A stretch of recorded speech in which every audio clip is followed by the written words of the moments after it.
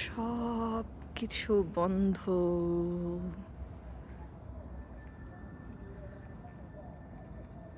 নীরবতা চতুর্দিকে। মনে হইতেছে রাত ৩টা বাজে, অথচ মাত্র ৯টা, ৯:৩০ বাজে। মানে এখানে বিকাল সানডেতে বিকাল ৪টার সময় সব বন্ধ। তারপরে যখন ইয়েটা হয়, সানসেটের টাইম হয়, সানসেট তো কয়দিন পরে ৪টা ৩:৩০টায় হবে, তো সব বন্ধ হয়ে যায়।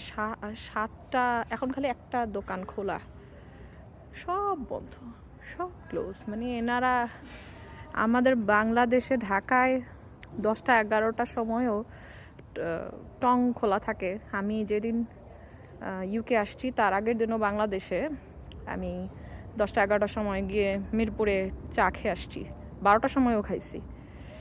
আর এইটা হচ্ছে 7টা 8টা সময়কার সিনারিও, যে মনে হচ্ছে আমি কোথায় চলে এসেছি, কেউ নেই, কি একটা অবস্থা।